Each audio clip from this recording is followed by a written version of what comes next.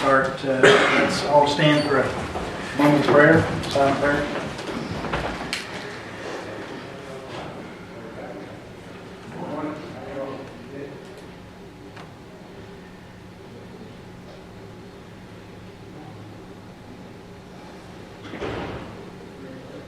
Amen. Amen. Pledge allegiance to the flag of the United States of America and to the republic for which it stands, one nation, under God, indivisible, with liberty and justice for all.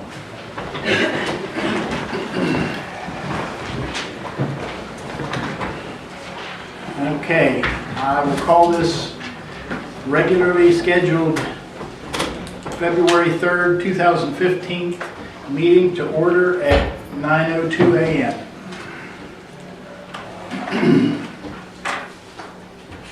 Have you all had a chance to review the minutes? I have.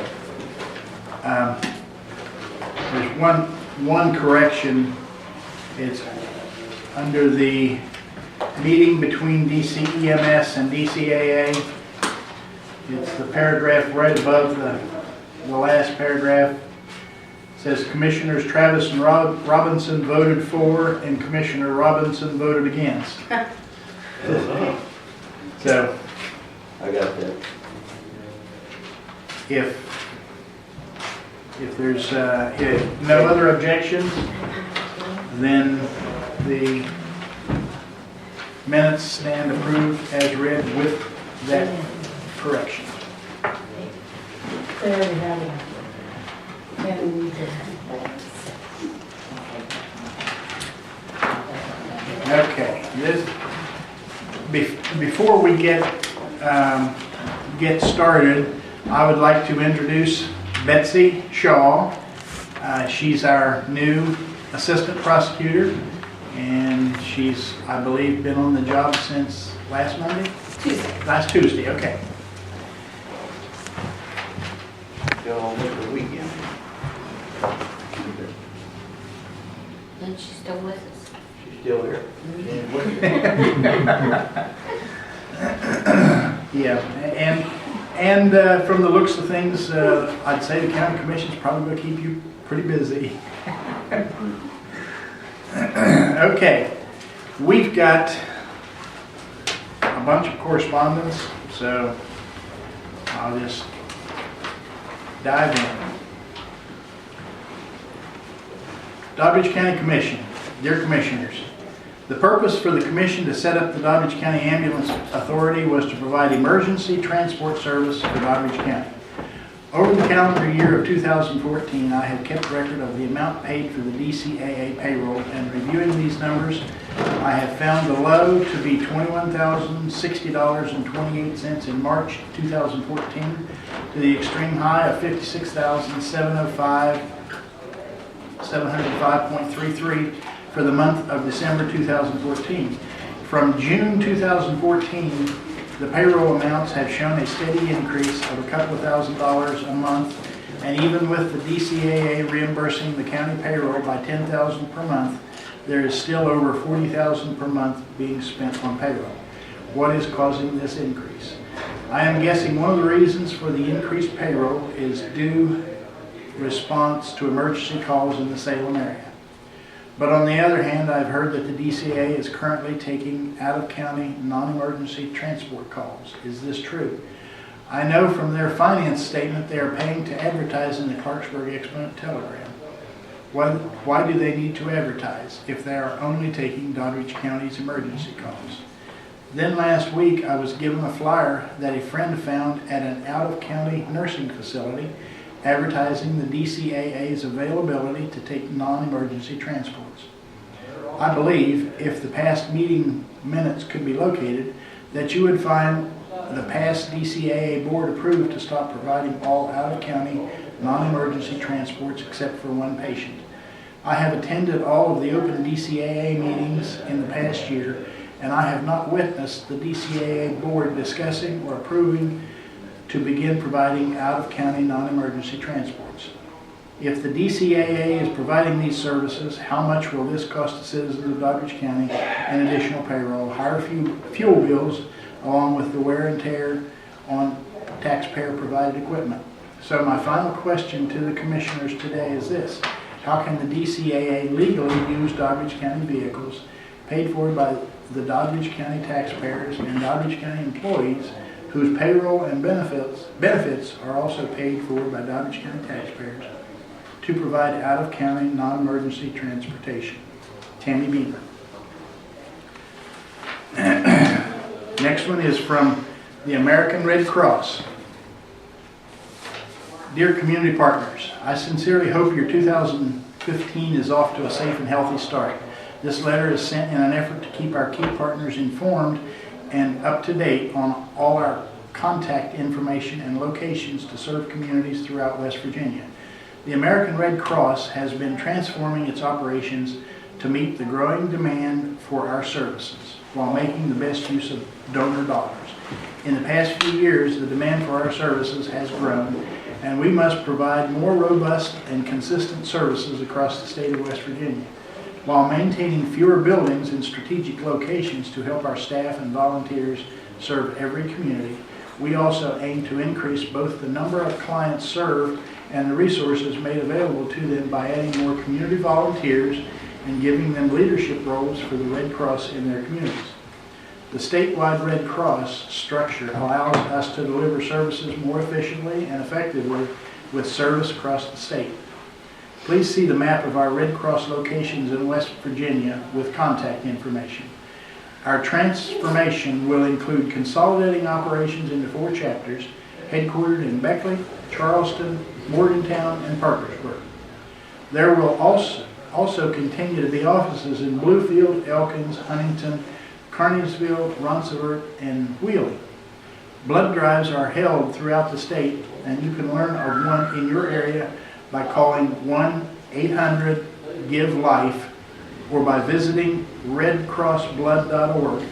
Health and safety courses are available throughout the state as well, and you can visit redcross.org for courses in your area. Please contact the Red Cross in your area if a disaster occurs. From floods and tornadoes to all common home fire, to the all common home fire, the Red Cross is here to serve. Last year, Red Cross workers provided services to West Virginians impacted by home fires, floods, and other disasters. We will continue to be here today, tomorrow, and in the weeks, months, and years ahead to deliver these much-needed services to our communities and neighbors. Thank you for being a valued partner of the Red Cross in serving our communities. For any questions, please feel free to contact Karen Allen, Regional Disaster Officer, at 304-340-3650. And there's a couple of maps if anybody wishes to review.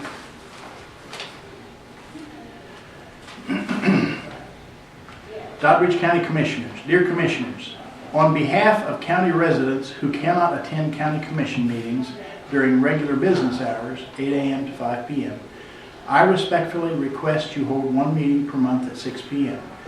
The Commission's actions and decisions affect all county residents, and all county residents should have the opportunity to observe and to voice their thoughts at the meetings. I personally have to work until 5:15 on Tuesdays, so I am effectively denied the right to observe or comment on Commission business. One meeting during the day and one in the evening seems a fair way to accommodate all the county residents you serve. Thank you for your consideration. Sincerely, Linda Ireland.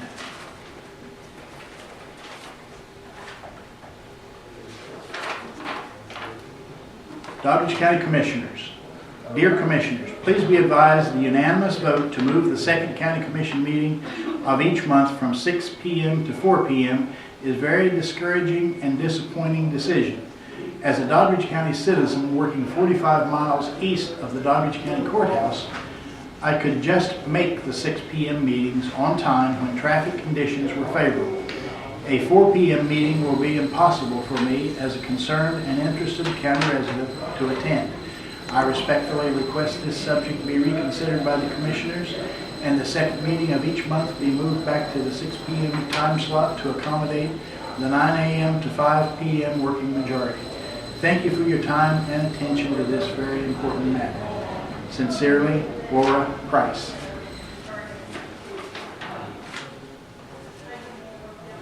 North Central Regional EMS Incorporated. Ladies and gentlemen, please accept our gratitude for payment of the fiscal year 15 local assessment to North Central Regional EMS Incorporated. As a direct result of your participation, we have provided opportunities that otherwise may not have been possible. Below is a sample of these activities. The coursework required for paramedics to complete their recertification was provided through Pierpont Community and Technical College at no charge to the participants, and nearly 100 paramedics participated. We supported several activities to honor our EMS field personnel from throughout the service area during National EMS Week. New and advanced equipment was purchased for the EMS education program at Pierpont Community and Technical College. The Glennis Q. Cather Memorial Scholarship was awarded. We appreciate your longstanding support of the emergency medical services system.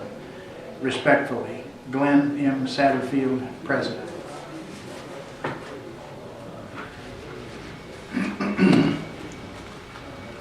The Honorable County Commissioners of Doddridge County. Dear Commissioners, I was very surprised when I read in the newspaper that you agreed to significantly indebt the citizens of Doddridge County without prior deliberations with the public. After reviewing the agenda for your meeting on Tuesday, January 20, I was confused about the action taken properly listing the intended vote. I don't believe that the listing DC Library-Executive Session met the standards set for open meetings. It is my understanding that you have placed this item on the agenda for Tuesday, February 3rd, but I have not seen any public announcement of a special meeting in either of the county newspapers. I can only assume that it was posted at the courthouse.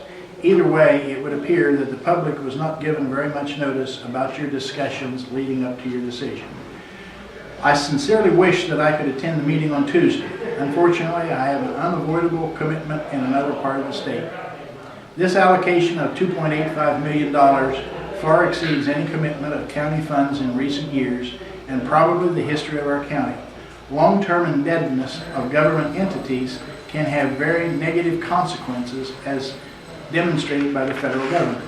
I have very serious concerns about this allegation, with the biggest concern being whether you as a commission can legally obligate funds beyond the current budget.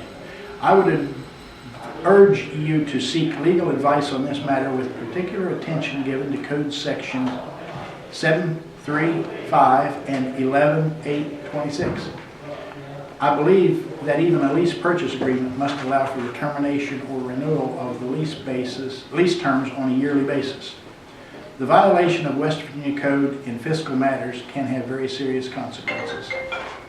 In a recent case in Hardy County, a senior status judge ruled the action of two commissioners to be illegal and ordered them to reimburse the county over $1.3 million from their personal assets. I certainly would not want to see this type of ruling anywhere else. I am also concerned whether future county commissions will be able to meet the payouts of this project over the 25-year period. I understand that there may be a decrease in the amount of property taxes that MarkWest will be paying for their Sherwood plant. And also, when the pipelines are completed, all of the construction equipment will be relocated and taxed somewhere else. Antero, one of the largest drillers in our county, just announced a 41% cut in their exploration and development budget. Obviously, the large increase in oil and gas severance tax will last a while, but how long? The current decline in natural gas prices will affect the county's income in the next couple of years. The total amount of these decreases is very hard to predict. Just 10 years ago, the county budget was somewhere less than $2 million, and as you know, for this current fiscal year, it is more than $6.7 million. I think that almost all of this growth is attributed to the current gas boom. I was in a meeting last week with a well-recognized property tax expert, and he shared his concern on how local governments are handling this unstable revenue. While most of my concerns deal with the financial side of this project, I also have questions about the size and need for the library. I have always been a supporter of the library and its staff, but I join many others with questions about the future viability of all community libraries and the services they provide. I think there should be input from the citizens of our county to determine their level of need and support for this new library.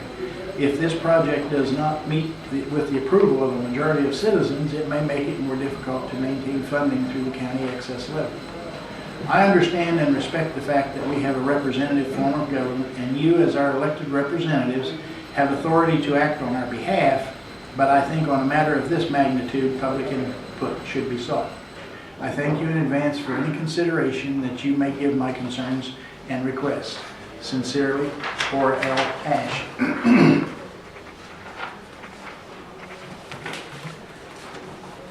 This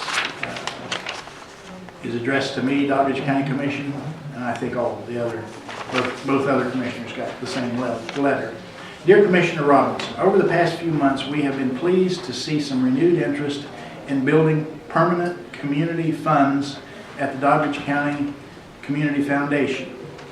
I would like to meet with you and the other two commissioners for a brief informational meeting so we can discuss the best way for the Community Foundation to work with the local government to utilize the earnings from the current DCCF community funds and to build new funds to address Doddridge County's long-term needs. West Union Bank has generously offered to host a meeting to facilitate this discussion on Friday, February 20th from noon to 1:30 p.m. We will provide lunch so we can make it a working lunch. I have asked Tom Whaling, DCCF Advisory Board Chair, Paul Doherty, Philanthropy West Virginia President, Rick Kaufman, Doddridge County School Superintendent, since one of our larger funds supports the school system, and our Parkersburg Area Community Foundation and regional affiliates, grants and scholarship staff leaders, Marion Klaus, grants officer, and Rachel Bresler, scholarship coordinator, to join us for the informational meeting. They have all confirmed their attendance for this meeting in West Union. As leaders who have spent many years working to develop and administer local community funds, we know how important it is to take advantage of the wealth that is created today to build permanent resources to support future needs. As a county commissioner, you know how important it is to build permanent local resources for the county's present and future needs.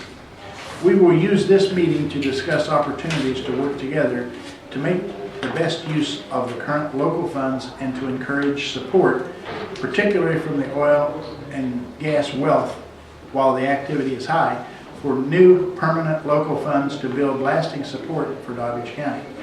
We welcome the opportunity to talk with you on February 20th.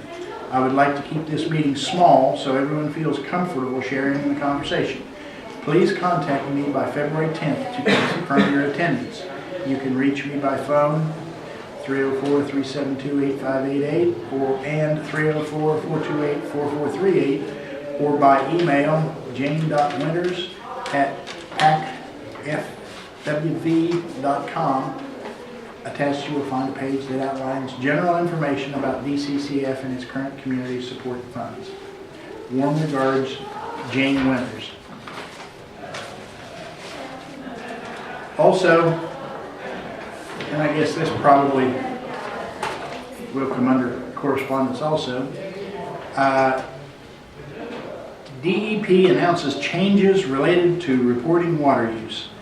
The West Virginia Department of Environmental Protection is working to get the word out about two new requirements related to large water withdrawals from surface or groundwater sources. The State Water Resources Protection and Management Act was amended in 2014 to include a lower reporting threshold, which will result in additional water users having to report withdrawals and a requirement that monthly data be collected. Effective January 1, the reporting threshold will be 300,000 gallons withdrawn from surface or groundwater sources in a 30-day period. The previous reporting threshold was 750,000 gallons per month. The new threshold brings West Virginia in line with the water withdrawal reporting requirements of most surrounding states. Also effective in January, anyone withdrawing at that 300,000 gallon threshold or higher must begin collecting water use data for each month, so the data can be included in an annual survey submitted to the DEP's water use section of the Division of Water and Waste Management on an annual basis. These annual surveys, completion of which is mandatory under the Act, must include the actual monthly water use. In previous years, large quantity users could certify that their water use was within plus or minus 10% of the quantity reported the prior year. It's important to note that the LQU, which is the large quantity user, classification going forward includes not only any water users who withdraw 300,000 gallons or more in a 30-day period, but also continues to include any entity that bottles water for resale, regardless of the quantity withdrawn. Excluded from this classification is water designated for farm use, including watering livestock or poultry on a farm, though farms are encouraged to voluntarily report water withdrawals to assist with the accuracy of the survey.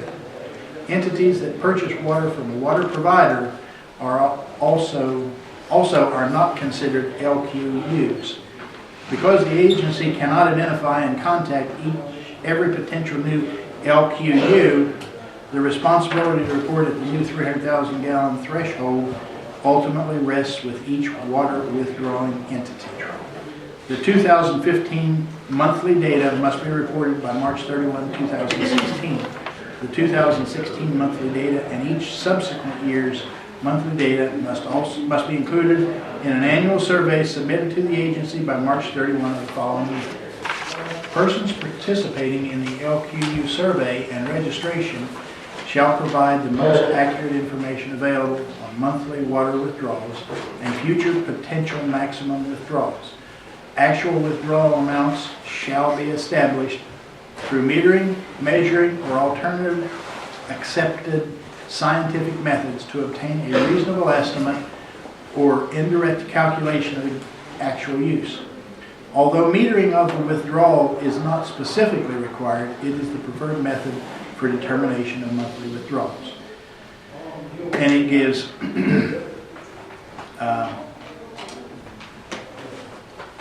contacts if you are an LQU and have not registered, if you need more information, or if you're an LQ user, you can contact the gentleman, and his name is Dale Biller. What's the last name, please? Biller, B-I-L-L-E-R, and his address, his internet address is Robert D. Biller, B-I-L-L-E-R, at wv.gov. Thank you. Or email dep.water.use@wv.gov. And if anybody wants to see this letter, it's right up here. Okay, that concludes the correspondence. I need a drink after that. Drink of water. I wouldn't want the law enforcement to think I was. Okay, we're at the public comment portion of our meeting. Looks like Janelle Kirkwood is the first. I won't read all the various names. Do you wish to speak? Yes. Thank you.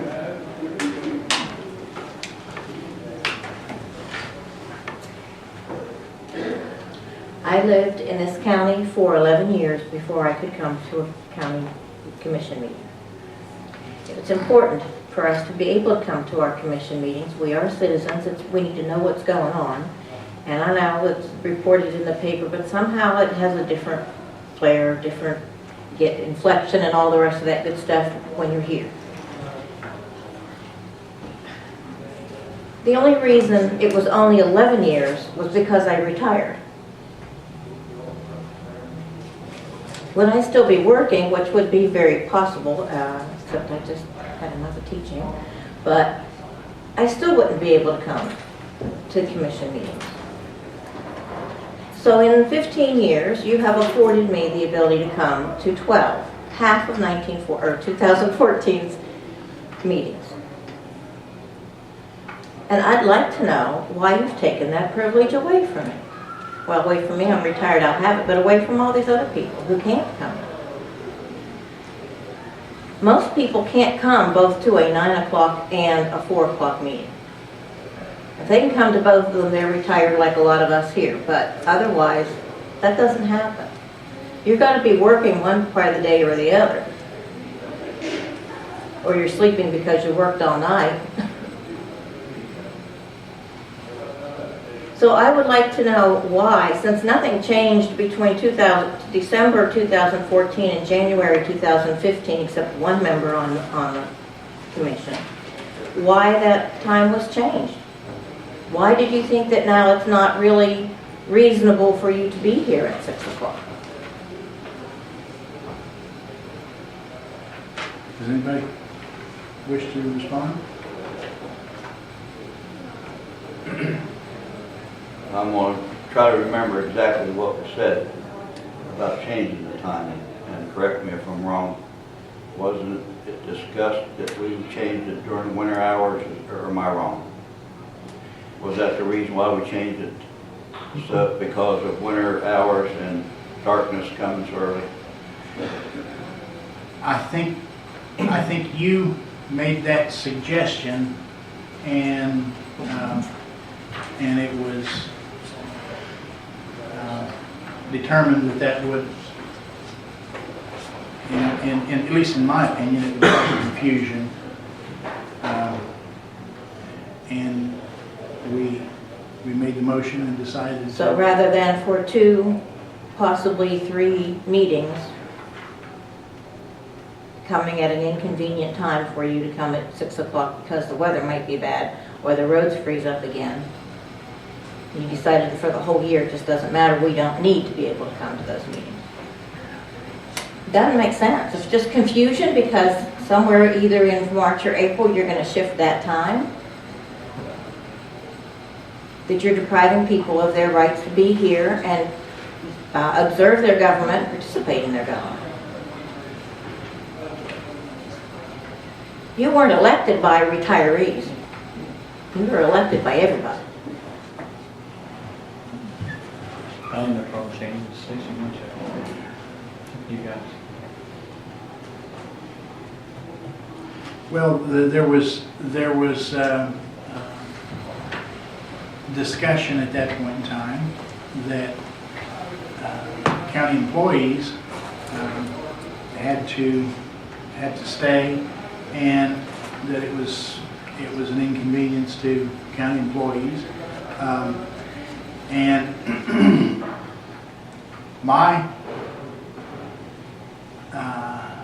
I recall that for at least the last 3 months of the year,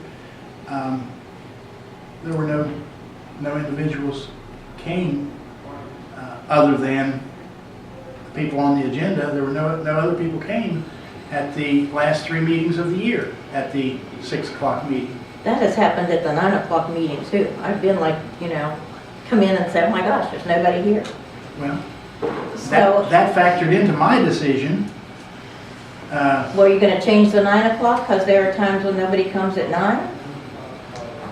So why would you change the 6 o'clock? To me, that doesn't make any sense. I mean, our But neither does the other, if you're going to base it on a couple of months. If you base it on a couple of months, you could change any meeting time. Because after a while, you're going to have a couple months where, gee, hardly anybody, maybe 1 or 2 people showed up last month and this month too. You're going to change the meeting time? That's the part that doesn't make sense. You wouldn't do it for the 9 o'clock. You wouldn't do it if you met at 1 o'clock. But this one happened to also be convenient for you. It doesn't wash. Well, I If you've noticed how many letters you've gotten there, If you would let me respond. I have. Well, you need to let me respond rather than interrupt when I start to respond. If Ronnie and I discussed this particular issue with several other county commissioners down at the County Commissioner Association meeting, the overwhelming response was meetings for other county commissions are during the day. I don't know of maybe 1 too many meetings. it was I don't know, there might have been a county commission that had evening meetings, but the majority of meetings were during the day. And like I said, the last 3 months there was no one here, so You need not repeat that. We already discussed that, and I responded to that. It didn't well, make a lot of sense. I was just telling You know, you were asking for a response, I and I gave you a understand. response. I understand. You know, when I used to go down to the legislature a lot for, Your time is way past. I thought someone. I thought that we were supposed to divide that 30 minutes between everybody who wanted to speak. No, That's what you've always said, so No, we only no, can have you're- 2 minutes sometimes rather than 5. you're incorrect. The Well, are you motion. counting your time to speak to? Once again, will you allow me to respond? I accepted that I was wrong. What I'm asking now is my time is considered your time also? You have gone considerably over the 5 minutes. I thought it was a call coming in, and I didn't realize that the time had expired. What the motion was, 30 minutes total, 5 minutes per Okay. Okay. participant, unless there were more than 6, and then it was divided up to the amount of time. Your time's up, sorry. I think that's been very good. Well, I kind of think that You've taken I my can- time with repeating yourself. Mariana Beard. And just to clarify, you asked for a response. So, anyway. Mariana, Okay, did you set your time? oh, The clock's gone. Broke. Oh, maybe in all our funding, we can replace the clock up there so I can look at it when I'm talking. I'd like to continue on what Mrs. Kirkwood said. Me personally, you mentioning what other county commissions do and when they meet, that's their issue. We're talking about the citizens in Doddridge County, and we have people that work, and they should have the right to be able to attend the meeting. If a 6 o'clock meeting is because it gets dark, etc., and it's not convenient, and it's a hassle for county employees, then have a meeting on Saturday during the daylight hours. You still have to, I mean, who's that going to inconvenience? The security guards? Well, so what? The public has a right to speak. That's just my own personal comment. You know, I can appreciate, I've missed a couple of meetings because of weather, and perhaps something else you might want to consider. If there's a 2-hour school delay for the 9 o'clock meetings, or if weather is really, really bad, then delay the time. Follow the school delay schedule. Whatever. It's up to you guys, but you have had enough county residents requesting. It's our working public that has a right to be able to come and voice their opinions. So it's up to you guys. I'm not really sure. Also, the meeting time was changed at the first meeting, which I missed because due to weather. So I'm not sure, and I believe I was told that it didn't have to be an agenda item for you folks to vote on it. I'm not sure how that works. I don't know if it had to be an agenda item or if it's just included in the first meeting of the year. Okay, that's that. The other thing, I would definitely like a copy of, if it's possible, of the letter from the DEP on the water usage. I think that's absolutely wonderful. A couple of days ago, there were 4 water trucks parked down past Monkey Row, sucking up water out of Middle Island Creek, half a mile down from the water intake, okay? I also want to tell you guys that Downstream Strategies did sample once again last Thursday at approximately 1 o'clock. I just wanted you to be aware of that.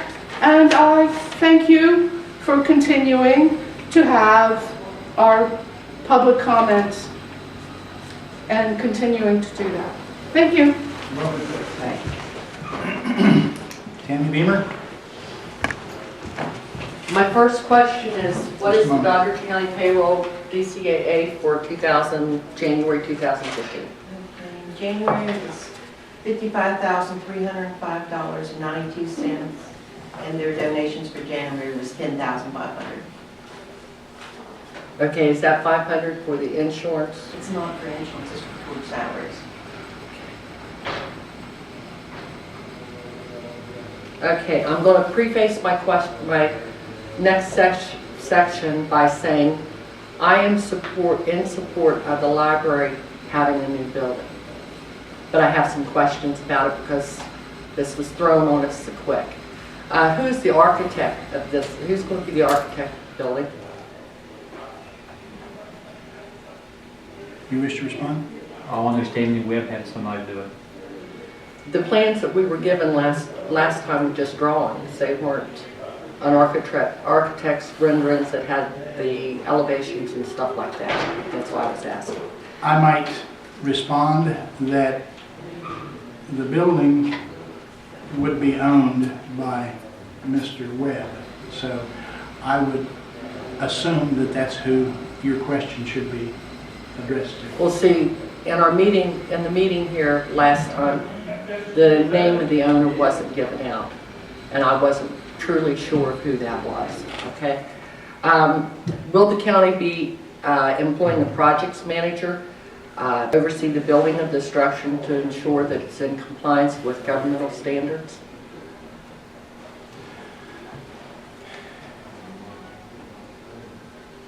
As I understand, that would be required if we were building the building. If we're not building the building, I mean, that should be quite obvious. Okay, but there's not going to be anybody down there to make sure that the cement that they use in the building is the right consistency and stuff, like we had to do with the high school, because this is going to be a governmental building, and that's its purpose. That's why it's being built. It's being built as a building to rent for, in this case, library purposes and for his offices. So, once again, he's the builder. Okay, we agreed to pay the $9,500 a month. Well, let me, if I might, Okay. we kind of got the horse, the cart before the horse there. And as much as anything, that was my fault. In my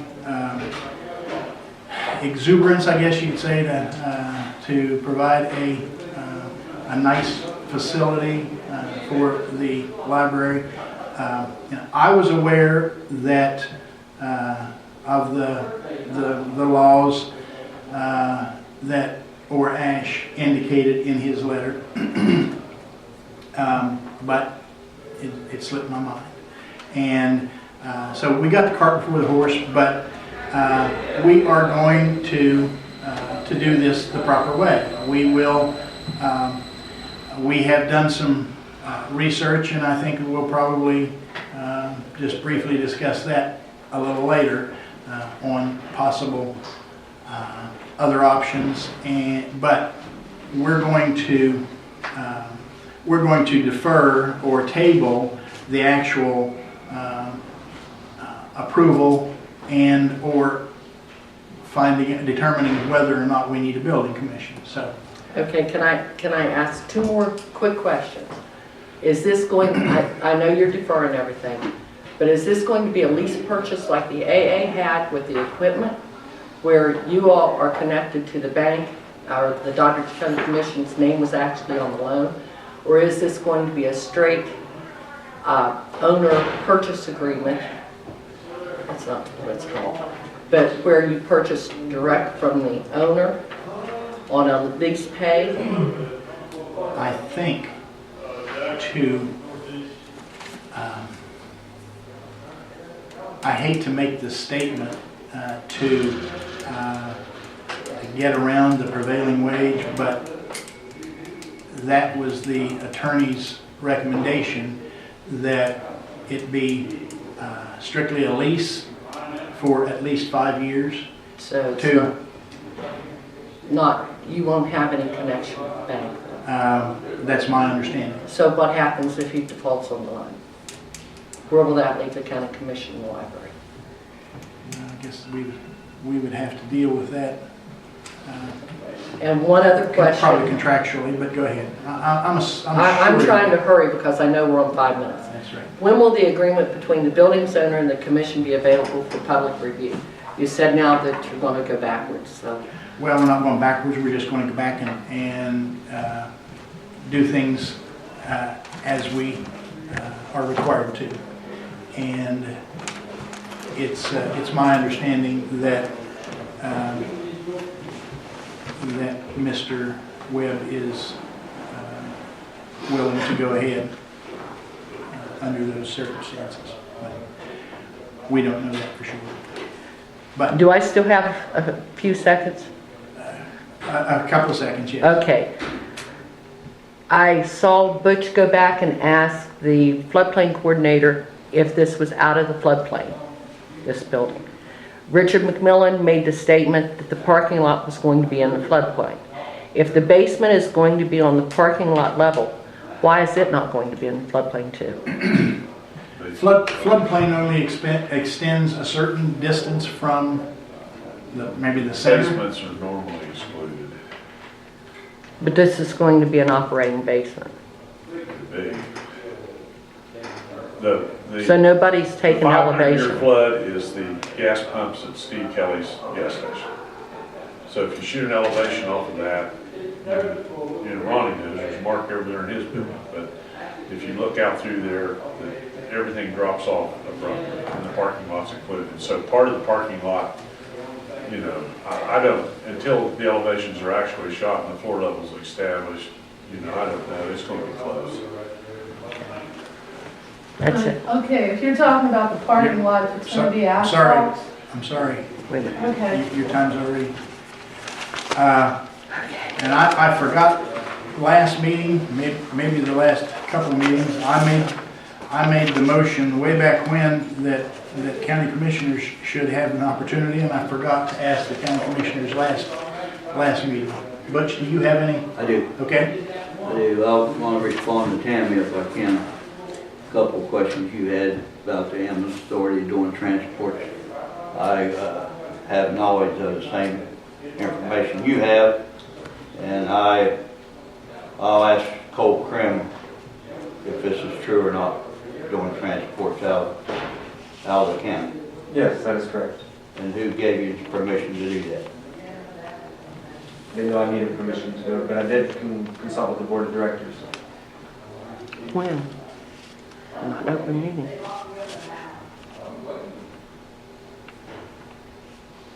When did you do that?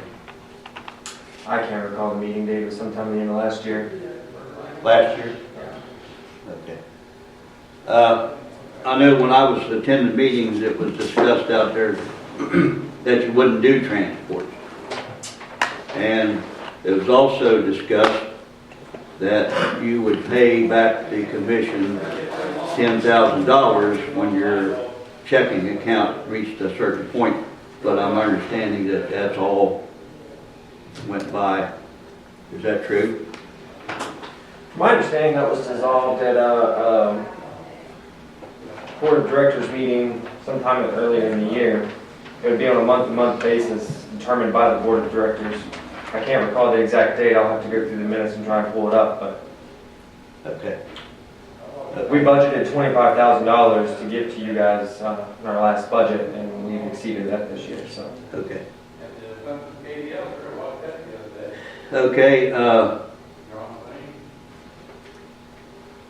I will ask that we put on the agenda for the next meeting, that we move our meeting time on our second meeting of the month back to 6 o'clock. I'll ask that to be on the agenda.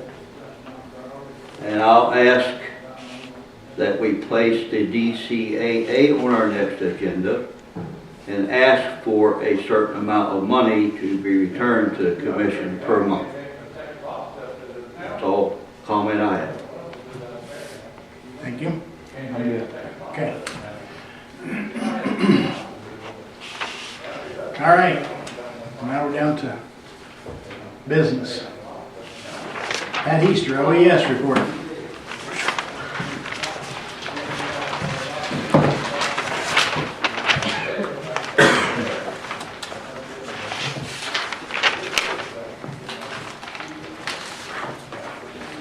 Okay, it seems like I was just here 2 weeks ago. You were.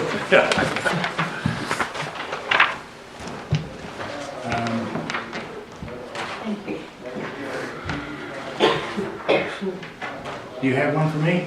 Oh, I gave you one there, did I don't think so. I thought so, sorry. I thought I did. I wonder why I had an extra. Do you need this? No, I got it. I was just here 2 weeks ago. There's been a couple things happen. The rain level, we're starting out the year, we're almost an inch low already. Middle Island Creek is at normal winter pool plus. We finally got a rain over the weekend that gave us our first plus for the year, and that's concerning because normally we're running from November through. That's where we get most of our rainfall for the year. I had a meeting on the 27th with Jim Steele about the water gauges for the county, and that meeting was canceled due to bad weather, and he laid the meeting over to February 3rd, which is today, and I'm meeting with him just as soon as I'm done here. I also had a meeting on the 29th with a group from the Rover Pipeline bunch. I'll leave this here. I give Greg one. He was there that night. If you want to look at it, it's the line leaving Mark West going north and west through Ohio, gradually ending up above Detroit, Michigan. It's a 26-inch line starting out, 8-inch line at the completion. They're going to start what they called light construction in the summer of 2015, which will be this, and they'll start heavy construction in the spring of 2016. This line will be a major transport line, and the people I met with was Angela Snyder, Gretchen Kruger, and Mark Ryan. They were the advanced group from the Rover Pipeline, and they were the safety people. They were the upfront people. They wanted to, they got contact numbers. They got, there'll be another lady come through and meet with the county commission about the work schedule and stuff like that. Mark Ryan he's in charge of construction, and he wanted to know the capabilities, and one of the big questions was cell phone coverage. I told him there just wasn't any. You get a mile north of a mile north of 50 and you're out of coverage. A mile south and you're out of coverage. So unless you have boosters or on a rooftop or top of a mountain or a hill or something like that. But they were, I told them pipelines were something that we were used to, normal. The oil and gas had been here for years, and the trench, we were trench rescue qualified, where we have what we needed to know was entrance sites, because the pipelines have entrance sites to go in and out where they try to stay on the pipeline, they stay off the private property around it and stuff like that. I told them that we've been, quote, quote, knock on wood, very fortunate in the past with only a couple injuries on site, like pipe rolls where people get their legs caught and stuff like that, and we've only had one fatality. But a lot of that's due to the construction of the type of construction that they're doing. They build the pipeline above ground now and lay it in where they used to build the pipeline in the ground and work down the hole, and they don't do that too much anymore. We've been deluged with transportation accidents. We've had 9. They, I think, attribute that to bad weather, and a couple of those, one of them was a structure fire on Rush Run, and I listed that, and flooding at Center Point.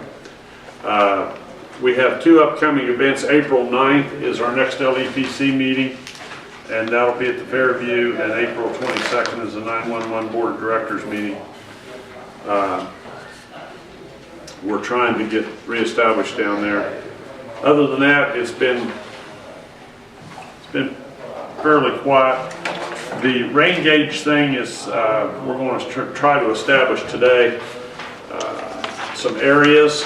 What they want is, we're going to draw some circles on a map and say, I'd like to put a rain gauge in this area. We're going to do McElroy, we're going to do Mill Island Creek, and we're looking at areas that we can then, I'll put boots on the ground and physically go talk to some landowners, and what they need is access to the streams where they'll sign a contract, allow them to put the equipment there and have access to maintain it. And which I think that, I think we can do that. I think we've had good rapport with that in the past, and I don't think there's a problem. You guys can keep that if you want. But that's where we are. The number of problems we've had in the start of the year has been minimal. I talked to the people at in the Oxford area out there, the Prims, and then I see Mrs. Prim at church on Sunday, and I talked to her. She was said that things were moving along. They did pull 2 of the water buffaloes, and that they had been testing the water and couldn't find a problem with the water at 2 of the sites, and they did pull 2 of the water buffaloes on it. But the rest of the residents are all still being supplied. Questions? The Rover pipeline that you were talking about, the initial stop that they had out and the thing they had posted at the library, the pipeline size, the section of it that was coming from the top of Flint Hill to Mark West, the size of that was 36 inch. And then the size from the Mark West plant was jumping up to 42 inch, and yet the sizes that are stated in there. Right there's what, that's all I know about it. I know, that's why I'm just kind The of. 20 now, I'm not sure there's not going to be multiple pipelines, but this pipeline is starting out at 26. Okay. Then the other thing, if you're doing those gauges, I was just wondering in your gauge routine if you're going to include Arnold's Creek, which is a feeder for Middle Island. It is a feeder. I think the primary right now is that this is going to start out in Doddridge and the confluence of Smithburg. That's the area we're going to cover through Tyler, through Pleasance, to the river. And I think they're mainly wanting to know, cover that area. I put McElroy in because it is a major tributary, not contributary, but tributary. And I think that as time goes on, the other gauges, but What about the western part of the county that feeds into the other watershed? I mean, we're in one. Hughes's River is Yeah. the other one. I just don't think there's enough water volume at this point. We're the headwaters for everything, so. I know. I don't know that, but you know, I think me stomping my feet a little bit and asking questions, why is the only reason we're getting in on this. So they need to get to that. So. But this Rover pipeline, that's the full brochure they gave me, short the business cards and the safety people. There will be a David Testa here from Rover Pipeline. He was supposed to have been here the 17th, and he called me yesterday, and he will be here March the 3rd. There we go. Greg walked in the other night when we was having a meeting, and I just invited him into the meeting so he could be aware of what was going on, and he answered questions too, but I mean, I'm sorry, one of my concerns, that last pipeline explosion that occurred in Brooke County, that line, they never really disclosed it, but when you looked at it on Google and other stuff, that line had only been in service for 1 year. East of that line was one of the Mark West plants that's in Pennsylvania. That line also, you know, and I have real serious concerns because originally it was like maybe it was an old one. But when you have a pipeline that blows, that's only been in service for a year, and with all the new construction we have in the county right now, it makes me a little apprehensive. in my experience, we've experienced 2 pipeline explosions here in the county. One of them was on top of Jaco Hill, and the other one was south in the county, just this side of the county line. And both of them were lines being. In fact, one of the funniest things, if you ever want to hear it, is Harlan Spurgeon called in that line exploding up there.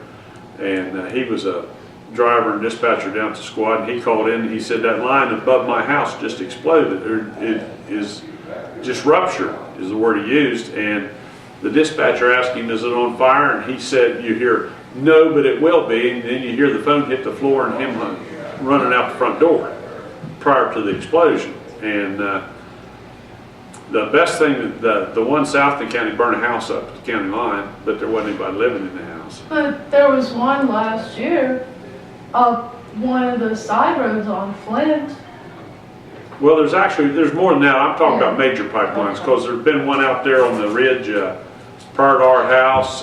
There's been several around the county, smaller lines. But most of the lines are in rural situations now. These people are letting them go through the front yard with lines I got. Yeah, well, I'm not apprehensive about. But any other questions? If not, I'm on my way to see Jim Steve. Thank you. I'll report back. Thank you. Next item on the agenda, Sheriff Headley and Cole Crim, training project proposal. They're requesting executive session. What time is it? Not quite 10. What time?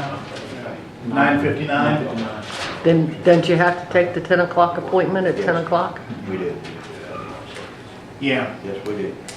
we'll have to, we need to adjourn. I guess I can do that. We'll have to adjourn this meeting, and we will convene as the Board of Review and Equalization at 10 a.m. In accordance with Chapter 11, Article 3, Section 24 of the West Virginia Code, as amended, the Doddridge County Commission will now convene as the Board of Review and Equalization for the County of Doddridge. It is the Board's objective to be fair and impartial in all decisions while serving the citizenry of Doddridge County. The Doddridge County Assessor and/or the West Virginia Tax Commissioner will be present as needed and will provide any explanation in regard to the appraisal or assessments of the property in question. The burden of proof is the responsibility of the protesting party as required. Clear and convincing evidence must be presented to prove the values wrong. Number 1, using a certified appraisal. Number 2, property on the market for 6 months at appraised amount and results. Or number 3, other relevant evidence of sufficient weight. If denied relief, you as the protester have the right to appeal to the circuit court. Now, do we have anybody in attendance to address the Board of Review and Equalization? Are you aware of anybody, Dave? No appointments there. As I expressed in the last meeting, there's been some inquiries, but No no one appointments. has made any appointments, indications that Okay, we'll take a 5-minute break. I guess maybe you need to make a motion to take a 5-minute break. We usually leave the session open for For 15, 20 minutes, just in case, because you don't have to have an appointment. Maybe Right. someone was just running late and so. I suggest we stay in compliance and wait for 15 minutes to see if anybody comes to talk about their taxes. And in the meantime, can we just have a little break? Works for me. So So, I need it. okay, so we will convene the regular county commission meeting at 10:15.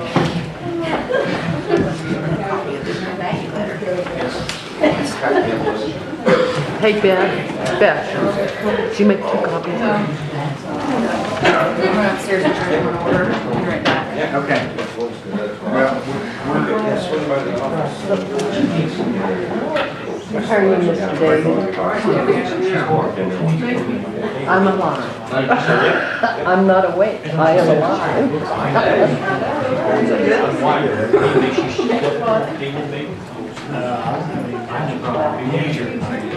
easy for her. Right. That is better than Yeah.